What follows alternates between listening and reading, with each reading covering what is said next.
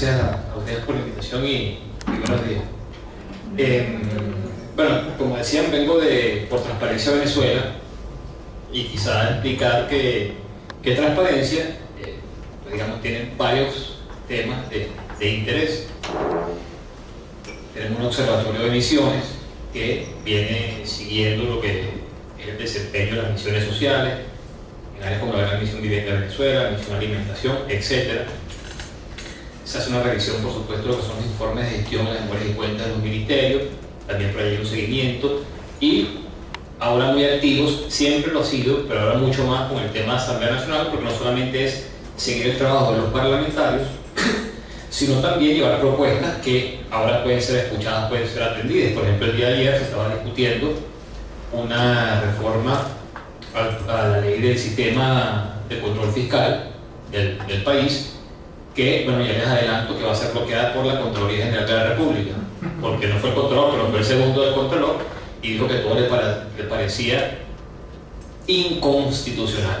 Y eso nos trae para acá, porque decíamos, cuando lanzamos esta iniciativa llamada Suprema Injusticia, decíamos, bueno, pasan muchas cosas en el Poder Judicial, y estoy hablando, esto fue antes de esto que estamos viviendo, antes de las elecciones parlamentarias, etc. Pero ningún venezolano puede identificar, o muy pocos, puede identificar quiénes son los magistrados del Tribunal Supremo de Justicia. Nadie sabe quiénes son. Y además ahora, y lo hemos visto con las últimas sentencias, pero cuando se lanzan estas ponencias conjuntas, es decir, este Fuentevejuna, ¿no? Que tú ni siquiera sabes quién es allí, bueno, son todos los miembros de la sala, pero quién es el autor, quién es el promotor, quién razonó esa sentencia, bueno, nadie sabe quiénes son. Entonces decíamos, bueno, busquemos ponerle rostro, ponerle cara a ese Tribunal Supremo de Justicia, identificarlos, ver quiénes son los responsables de administrar justicia en el país y también evaluar sus decisiones. Y así nace esta iniciativa, que lanzamos con unos recursos pues muy limitados, y ahora se ven mucho más limitados porque el TCJ está muy activo. Tenemos que tener casi una redacción detrás del TCJ todos los días, que ayer lanzó. Yo decía que ya estamos desactualizados porque decíamos que son 15 sentencias, 14, pero creo que habíamos hablar ya de 15 si sumamos esta última de la sala constitucional sobre el decreto de estado de excepción y emergencia económica. Entonces, bueno, la idea era, y hacerlo así, ¿por qué? Era no solamente identificar a los magistrados, sino también darle un contexto a lo que son las sentencias. Y creo que eso es de lo más interesante que podemos estar ahí, identificando sentencias que han vulnerado derechos, pero además darle un contexto, porque tú pudieras decir, bueno, una sentencia sobre, por ejemplo, la descentralización, ¿no? Recuerdo un caso, lleva Henry Falcón, que en ese momento estaba en ese tránsito del chavismo a la oposición, plantea un tema en el TCJ, y el TCJ entonces, ahora sí casualmente, decide ir contra Henry Falcón, pero habría que recordar que Henry Falcón en ese momento estaba precisamente viviendo ese tránsito, ¿no? Rompiendo con el chavismo. Entonces ahora, por supuesto, cae en el saco, pero que siempre pierde en el Tribunal Supremo de Justicia. Entonces, como el tema de las sentencias que están allí, hemos identificado, repito, una serie de casos, faltan muchos más. Para eso hemos contado también con el apoyo de otras ONG, que por ejemplo hay un tema que me gustaría que abordar también, que es lo que es el derecho a la información, ¿no? Que se va a pedir información, y al último da un poco de, aunque es trágico, da un poco de risa, que es que te van exigiendo una serie de elementos para tú justificar tu solicitud de información. Bueno, lo gracioso es que tú lo justificas y te dices, no, pero es que eso no es, o sea, no es suficiente. Entonces, lo que tengo que hacer, bueno, con esa discrecionalidad, obviamente, como se maneja todo, es imposible tener información en Venezuela, porque el tribunal siempre decide que no están las condiciones o no están los requisitos necesarios para darte esa información. Entonces, con una serie de casos, dándole ese contexto para explicar por qué decimos que la justicia está viciada en el país. Que yo, por ejemplo, y creo que queda claro en esta sentencia, cuando vivimos esta tragedia, vivimos en Venezuela, en el campo económico, por ejemplo, el Tribunal Supremo de Justicia es gran responsable de eso. En realidad es gran responsable de eso, porque, como también la pasada Asamblea Nacional, ¿no?, de la mayoría chavista, ¿por qué? Porque el caso del Villarlito, que está allí, por ejemplo, el TCJ dijo que era absolutamente legal, permitió eso, a pesar de los argumentos en contra, y aquí estamos viendo las consecuencias del millardito, en buena medida, y otras medidas económicas que también fueron allí, pues bueno, objeto de algún tipo de acción, y el TSJ siempre le dio la bendición a esas medidas. También tenemos, y creo que también es importante tener en cuenta eso, un poco la historia de lo que ha sido la transformación del Tribunal Supremo de Justicia, porque este Tribunal Supremo de Justicia, que le dice amén a todo, también fue el de la plasta, permítanme la expresión, cito al difunto presidente Chávez, en el caso del 11 de abril de 2002. Y a partir de allí se da una serie de acciones del Ejecutivo Nacional para tomar el control absoluto sobre el Poder Judicial venezolano. Eso marca un antes y un después, en realidad. Un Tribunal Supremo de Justicia que estaba bastante ya manoseado por la política, obviamente, previo a ese incidente, pero en ese momento quien había encabezado ese proceso era don Luis Miquilena, mentor político de Hugo Chávez. Se separan y ocurre lo que ocurre con esa sentencia, y Chávez dice algo que ciertamente se cumplió, aquello de que, bueno, ya verán, esto no se va a quedar así, y no se quedó así, y es lo que estamos viviendo hoy en día con el Tribunal Supremo de Justicia, y unas declaraciones que dio en su momento Pedro Carreño, que era diputado y jefe del Comité de Postulaciones Judiciales, cuando dijo que ellos obviamente no se iban a meter un autogol designando a gente contraria al gobierno, así que todos los magistrados iban a ser del gobierno, y es lo que estamos viviendo ahora. O sea, pero esto que estamos viviendo hoy en el año 2016, en realidad comenzó a gestarse con mucha más fuerza en el año 2002, 2003, 2004. Allí comienza, o sea, lo que estamos viviendo ahora es de ese momento. Y también ahí buscamos en la historia del Tribunal Supremo de Justicia un poco recrear lo que en ese momento pasó. Lo que queremos hacer, repito, con todo esto es darle como ese contenido, o sea, darle un contexto, darle una explicación a lo que pasa. Porque, repito, también decíamos esto cuando lanzábamos la página. Si tú lees la sentencia del Tribunal Supremo de Justicia y de repente vienes de Colombia, vienes de Suiza, tú dices, bueno, pero eso es absolutamente normal. O sea, el Tribunal Supremo de Justicia decidió esto, pero si tú le das un contexto político, ¿por qué? En el caso, por ejemplo, hablaba de la descentralización, pero una cantidad de casos donde primero, eso también llama la atención y pasaba con la Asamblea, el Ejecutivo Nacional fija una posición y a la semana llega la sentencia y a las 2 semanas llegaba la ley. O sea, en realidad aquello no era legal, pero terminaba haciéndolo, yo decía que era así como retroactivo, ¿no? Es decir, bueno, yo tomo la medida, que en ese momento no hay ninguna justificación legal y que era cuestionada por eso, el TSJ dice, no, sí lo es. Y a las 2 semanas la Asamblea dice, no, hay una ley además, pero cuando principio no había nada de eso. Entonces queríamos colocar también esos elementos para tomar en cuenta a la hora de evaluar la sentencia del Tribunal Supremo de Justicia y la importancia que esto tiene. Luego, bueno, de las últimas sentencias también haciendo un seguimiento a lo que es a lo que son las últimas medidas que ha tomado el tribunal, también algunas observaciones y críticas que han hecho algunos expertos sobre esas sentencias, incluso el diputado Mateus, miembro de la Comisión de Política Interior, que también ha lanzado algunos artículos sobre esas decisiones, y casos como esta señora, y aquí sí quizás es lo que trata de aportar la página cuando decía de darle rostro al Tribunal Supremo de Justicia, ¿no? En estos días Cruz Weffer, el excomandante del ejército, era nuevamente noticia por el caso de los Panama Papers. Y resulta que hay 2 magistradas del Tribunal Supremo de Justicia que tienen en su historia el nombre de Cruz Weffer. Uno de ellos es Elsa Gómez Moreno, que en su momento fue sancionada por el Tribunal Supremo de Justicia por beneficiar, siendo parte de una corte de operaciones, al general Cruz Weffer. Fue sancionada, fue cuestionada, pero resulta que ahora es magistrada principal del Tribunal Supremo de Justicia. Inspectora. Exactamente. Inspectora del tribunal. Y eso pasa también con otra que recordaba con Juan Francisco Alonso, colega del Universal, que conversamos.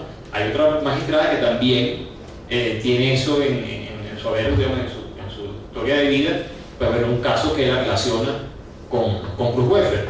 Yo cuando veía la última designación de los magistrados, y bueno, el caso quizá de Cristian Serpa fue uno que generó más ruido ante la opinión pública, pero es que en realidad el caso de Serpa es el mismo caso, porque es muy similar al de Juan José Mendoza, que es miembro de la Sala Constitucional. ¿Por qué? Porque ambos eran diputados del Estado de Trujillo, casualmente, ambos aspiraron a la defensa pública, casualmente, y ambos terminaron en el Tribunal Supremo de Justicia, en años distintos, en 2010, este último en 2015, pero fue el mismo recorrido, casualmente, digo, porque además el mismo Estado, ¿no? Pertenecían al mismo Estado en la Asamblea, aspiraron al mismo cargo y no fueron designados allí, pero sí terminaron en el Tribunal Supremo de Justicia, en el caso de Serpa, en la sala electoral, y en el caso de Juan José Mendoza, en la sala constitucional, que lo que llama la atención, por cierto, y también es lo que queríamos incluir cuando colocábamos los perfiles, y tenemos los perfiles allí en los magistrados, es el hecho de, aquí mucha gente repite esto de que en Venezuela hay 10 millones de armas corriendo por las calles, ¿no? Una cifra que no sé quién se la sacó, bueno, no sé dónde salió, pero yo sí sé quién la sacó porque yo cubrí asamblea en esa época, eso lo dijo Juan José Mendoza, era presidente de la Comisión de Defensa, y cuando yo le pregunté, de acuerdo, como usted dice que hay 10 millones de armas, él dice, bueno, es que nuestros abuelos tenían un chopo y eso está en la casa, y bueno, o sea, ese es el cálculo que existe en Venezuela, el número de armas que hay en la calle, siendo el presidente de la Comisión de Defensa, porque también tuvo un cargo relevante allí. Y allí es bueno, por supuesto, un gran defensor del chavismo. Pero también está el caso, cuando revisamos las últimas designaciones, todo el mundo también, y por eso quiero detenerme en esta otra sala, porque la primera sala que golpea esta asamblea es la sala electoral, cuando se le presenta el caso de Amazonas y decide entonces mutilar a la asamblea, que se mantiene hoy en día en un estado sin representación, y afectar la mayoría de 112 parlamentarios de la oposición. Pero es que allí ya hay, o con Serpa, pero ahí hay gente que fue abiertamente, yo decía que es un tema de corazón, no es que tienen un corazoncito, no, es que tienen carnet, o tuvieron carnet. La gente que militó en el movimiento de Quinta República, luego PSV, que fueron diputados de Madrid, por ejemplo, diputados del Parlamento Andino, Serpa ante la Asamblea Nacional, bueno, además que el currículo de él está en la página web del PSV y casi todos los cargos han sido vinculados al tema, de hecho, al tema electoral del PSV. O sea, él estuvo trabajando. Calixto también. Calixto, digo, porque está en la sala electoral, porque la sala constitucional, que es la super sala, ahí sí, bueno, es otro tema porque hay un ex viceministro, está la hermana del fiscal Danilo Anderson, está Calixto Ortega, pero está la presidenta de la misma, bueno, PSJ y de la misma sala, que también. Bueno, estuvo vinculada con el movimiento Quinta República y aspiró a la gobernación de Nueva Esparta y fue diputada suplente. Y bueno, luego fue la abogada del gobierno y ahora es presidenta del TSJ, donde sigue ejerciendo como tal. Y entonces, exacto, sigue ahí cumpliendo su labor, que en ese sentido ha sido coherente. Y bueno, ya queríamos llamar la atención sobre esos temas, ¿no? Sobre también, y lo advertíamos en otras notas que tenemos acá, los que son los magistrados al final. A mí me gusta decir que gobiernan Venezuela, porque un poco lo hacen, ¿no? Ellos respaldan al gobierno, porque si ellos quisieran gobernar, pudieran y ya veríamos qué pasa, ¿no? Y bueno, la idea entonces, como decía, era darle cara, que por cierto, en algunos casos bastante complicado porque ni siquiera tienen la foto todavía oficial en la página web del Tribunal Supremo de Justicia, o no hay fotos de ellos así fácil, o sea, encontrar fácilmente y publicarlo, pero la idea es ponerle rostro a todos ellos, y lo que decía, bueno, me estaba refiriendo en ese caso a la sala electoral, pero si vamos a la sala constitucional, pues bueno, es que la super sala del Tribunal Supremo de Justicia, aquello es aún peor. Bueno, Calixto Ortega es una persona muy cercana al presidente Nicolás Maduro, además viene de ser candidato del PSV por el estado Zulia en las elecciones del año 2015, iba por lista y de ahí salió a magistrado, como Serpa no iba a la reelección, pero venía de ser diputado y votó por él mismo, lo que cualquiera hubiese hecho, ¿no? Obviamente no votó por él mismo porque le parece muy mejor. Pero además, si tú revisas la página web del PSV, lo que te digo, está la hoja de vida de él, y es un tipo que trabaja con el tema electoral del PSV, sobre todo en Trujillo. Fue asesor de negocios en la embajada en Estados Unidos. Sí, no, y tiene una historia larguísima, o sea, además, y bueno, en el caso de Calixto, el cargado de negocios que fue expulsado, ¿no? por el gobierno gobierno norteamericano, fue vicecanciller también para Europa, y bueno, diputado del PSUV y dirigente por mucho tiempo ahí. Entonces, claro, también un poco es mostrar la historia de cada uno de ellos. Bueno, hay personajes estilo Mario Calderón o Michael Moreno, que bueno, ya es como otro nivel, ¿no?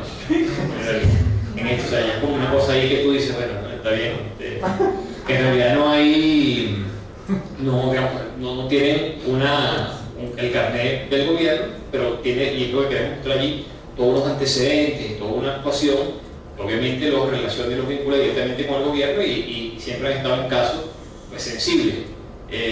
Y también hay esos paralelismos, así como yo decía que estos vienen de Trujillo y que han recorrido un camino similar.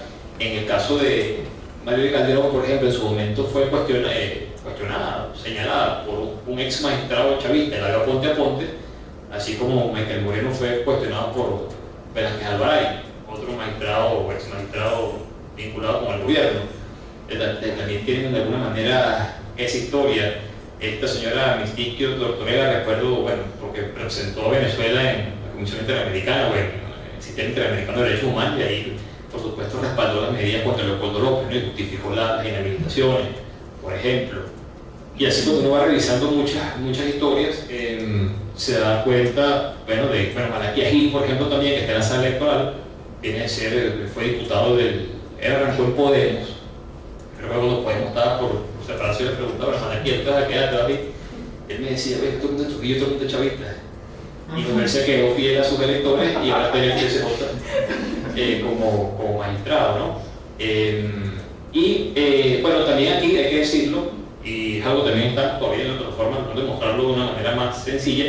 Hay algunos magistrados que allá no están, como Marco Tulio Duarte, por ejemplo, pero está allí ¿por qué?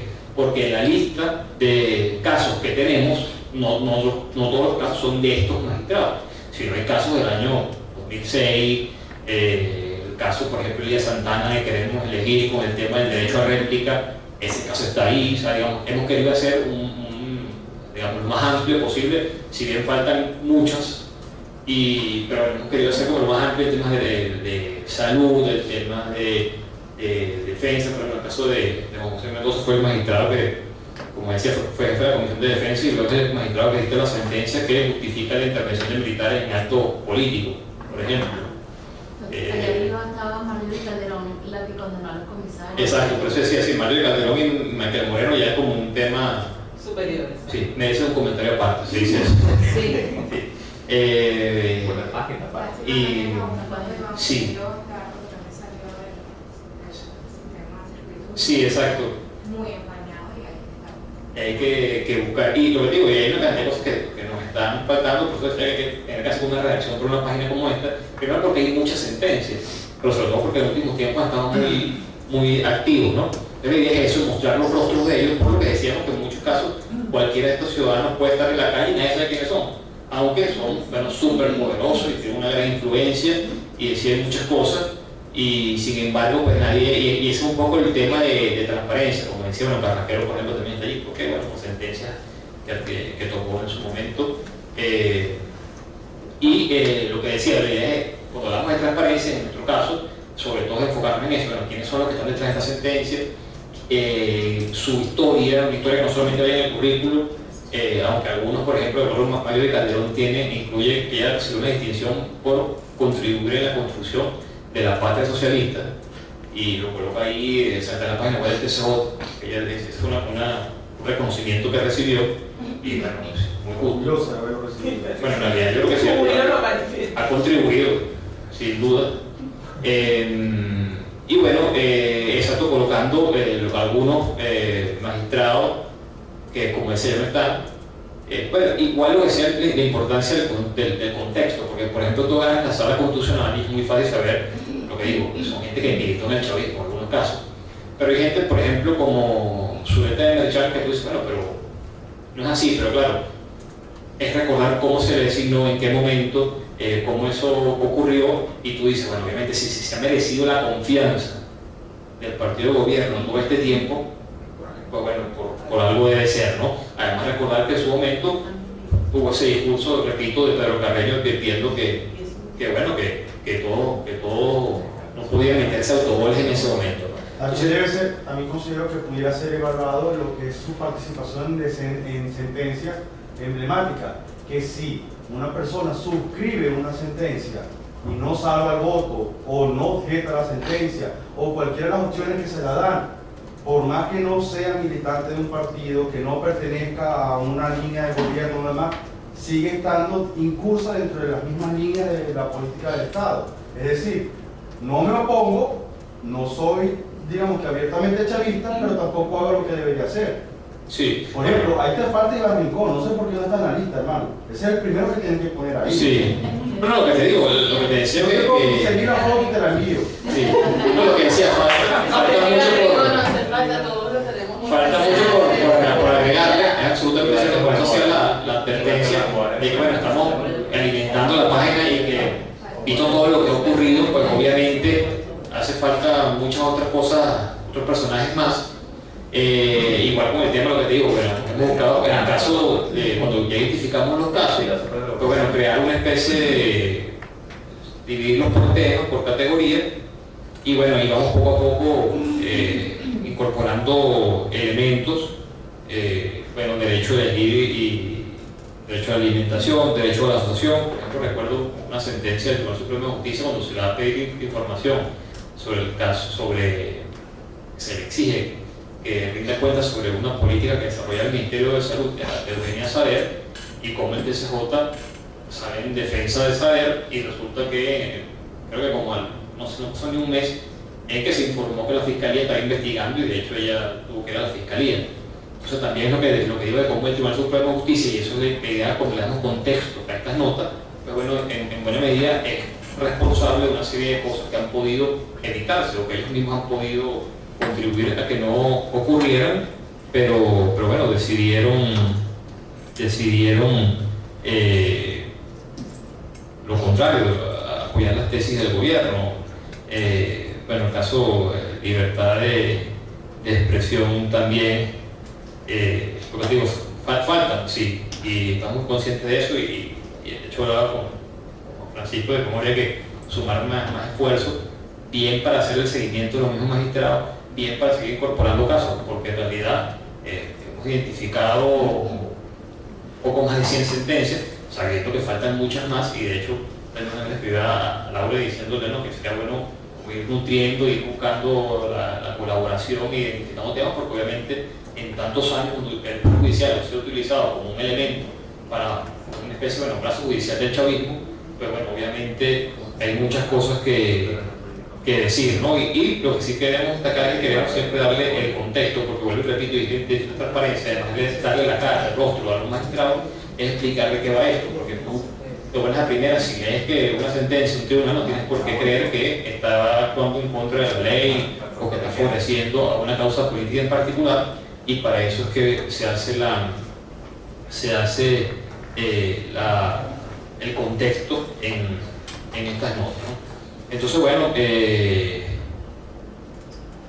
aquí también, bueno, lo que decíamos, las últimas decisiones del Tribunal Supremo de Justicia, también acciones que ha llevado Transparencia a Venezuela, que todas han sido bloqueadas, todas han sido rebotadas. El tema del ventajismo electoral también, por ejemplo, que vemos en la campaña aquí en Venezuela, que es una cosa grotesca, bueno, se ha llevado al tribunal y ahí ha sido bloqueado, nunca se le da una respuesta a lo que pasa con el ventajismo electoral. Decía de la responsabilidad que tiene el Tribunal Supremo en la crisis económica, y la tiene. El caso de la independencia del Banco Central de Venezuela, el caso del Villarrito ya lo comentaba, y así como otros elementos. Y como ahora también niega la posibilidad de que incluso se revise la ley del Tribunal Supremo de Justicia y la designación de los magistrados. Y por eso también advertí en principio, como ayer estábamos en la Comisión de Política, en la Comisión de Contraloría, hablando de esta ley del control fiscal, y ya la Contraloría lanza esa propuesta no respeta la Constitución. Tú sabes, un poco la reacción que hace siempre el diputado Pedro Carreño, miembro de esa comisión, cuando dice cualquier cosa vamos al Tribunal Supremo de Justicia. Que obviamente, bueno, se entiende que, ¿no?, este es un callejón oscuro, que está ahí como están esperando en una esquina, no está fácil, ¿no? Bueno, también lo decía mucho el diputado Diego Cabello, yo me siento la inmunidad y vamos al tribunal, o sea, ahí complicadito que pierda, ¿no? Y bueno, y la idea entonces, para cerrar y agradeciendo la invitación, y en este texto, bueno, ahí también pudimos contar con la colaboración del doctor Alberto Arteaga, la doctora Cecilia Sosa, Luis Alfonso Herrera, un poco haciendo esta historia del Tribunal Supremo de Justicia que les comentaba. Bueno, la idea o organizar mi invitación sería que, bueno, precisamente quien quiera aportar desde su visión, ¿no?, algún análisis, o tenga alguna sentencia o alguna propuesta en particular, pues bienvenida, porque la idea de transparencia precisamente es convocar y que la gente, las ONG, los ciudadanos en general se sumen a esta iniciativa, entendiendo que es muy importante que todos sepamos quiénes están en el Tribunal Supremo de Justicia, qué hacen, que de alguna manera el ciudadano tenga la posibilidad. Ahora que el Tribunal Supremo de Justicia dice que nada está por encima, la Corte Celestial en realidad en Venezuela, nada está por encima de ellos, de manera de normarlo, de regularlo, de controlarlo, ellos están por encima de todo el mundo. Bueno, por lo menos que el ciudadano, con estas iniciativas, tenga la posibilidad de ejercer una función de control y llamarle la atención, porque quizá eso les afecte también de alguna manera, ¿no? Saber que está siguiendo sus pasos y que tienen al menos el repudio o la condena de un sector del país que está consciente de que sus acciones violentan la Constitución. Así que, bueno, nada, muchas gracias y de nuevo están abiertas las puertas de transparencia y de Suprema Justicia para cualquier colaboración.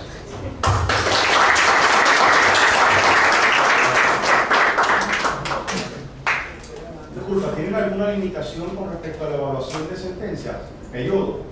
Si de tal año, ¿no? No, de hecho lo que te decía, ahí hay sentencias, por eso decía que advertía que había magistrados que ahí dirían, bueno, ¿por qué no están? Sí, no están. Están buscando quizá la manera de hacerlo como poner como magistrado y magistrado, pero lo que queremos es decir, bueno, como este magistrado tiene sentencias aquí en su ejercicio, ¿no?, como magistrado, para que no lo tenemos el perfil del magistrado en su sentencia.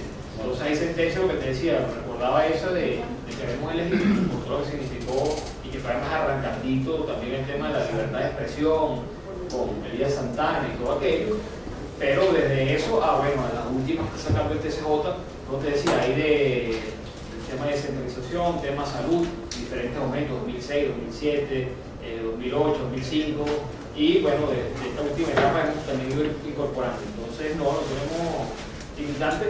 Lo que sí, obviamente, lo que decía, no tenemos todos los recursos para hacer eso, deberíamos tener a 200 personas, ¿sabes? Evaluando. Claro, y son muchas sentencias, además, porque si te pones a revisar, son, bueno, infinitas, porque esto ahora quizás es más burdo, dado que la institución de la Asamblea obliga al gobierno de esta manera, pero esto ya venía siendo, bueno, el caso que tenemos de la televisión, el TCJ validó todo eso, incluso el tema de los equipos, ¿no?